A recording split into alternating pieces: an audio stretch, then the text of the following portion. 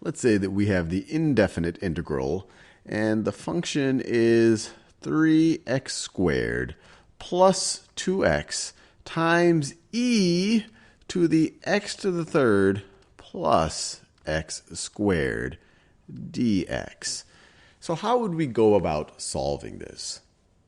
So first, when you look at it, it seems like a really complicated integral. We have this polynomial right over here being multiplied by this exponential expression, and over here in the exponent, we essentially have another polynomial. It seems kind of crazy.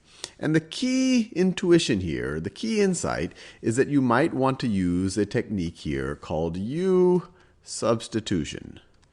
And I'll tell you in a second how I would recognize that we have to use U substitution. And then over time, you might even be able to do this type of thing in your head. U substitution is essentially unwinding the chain rule. In the chain, well, I'll go in more depth in another video where I really talk about that intuition. But the way I would think about it is, well, I have this crazy exponent right over here. I have the x to the third plus x squared. And this thing right over here happens to be the derivative of x to the third plus x squared. The derivative of x to the third is 3x squared. Derivative of x squared is 2x, which is a huge clue to me that I could use U substitution. So what I do here is this thing where this little expression here where I also see its derivative being multiplied, I can set that equal to U. So I can say U is equal to x to the third plus x squared. Now, what is going to be the derivative of U with respect to x? Du dx, well, we've done this multiple times. It's going to be 3x squared plus 2x. And now we can write this in differential form. And du dx, this isn't really a fraction of a differential of du divided by a differential of dx. It really is a form of notation, but it is often useful to kind of pretend that is a fraction. And you could kind of view this if you wanted to just get a du, if you just wanted to get a differential form over here. How much does u change for a given change in x? You could multiply both sides times a dx. So both sides times a dx. And so if we were to pretend that they were fractions, and it will give you the correct differential form, you're going to be left with du is equal to 3x squared plus 2x dx. Now, why is this over here? Why did I go through the trouble of doing that?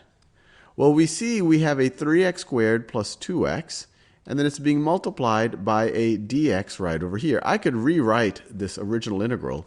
I could rewrite this as the integral of, let me do it in that color, of 3x squared plus 2x times dx times e, let me do that in that other color, times e to the x to the third plus x squared.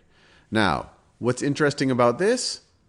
Well, the stuff that I have in magenta here is exactly equal to du. This is exactly equal to du.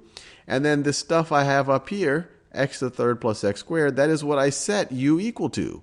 That is going to be equal to u. So I can rewrite my entire integral, and now you might recognize why this is going to simplify things a good bit. It's going to be equal to, and what I'm going to do is I'm going to change the order. I'm going to put the du, this entire du, I'm going to stick it on the other side here so it looks like more of the standard form that we're used to seeing our indefinite integrals in. So it's going to be, we're going to have our du times e to the u, times e to the u. And so what would the antiderivative of this be in terms of u? Well, the derivative of e to the u is e to the u. The antiderivative of e to the u is e to the u. So it's going to be equal to e to the u. Now there's a possibility that there was some type of a constant factor here, so let me write that. So plus c. And now to get it in terms of x, we just have to unsubstitute the u. We know what u is equal to. So we could say that this is going to be equal to e. Instead of writing u, we could say u is x to the third plus x squared. U is x to the third plus x squared. X to the third plus x squared. And then we have our plus c. And we are done. we have found the antiderivative. And I encourage you to take the derivative of this, and I think you will find yourself using the chain rule and getting right back to what we had over here.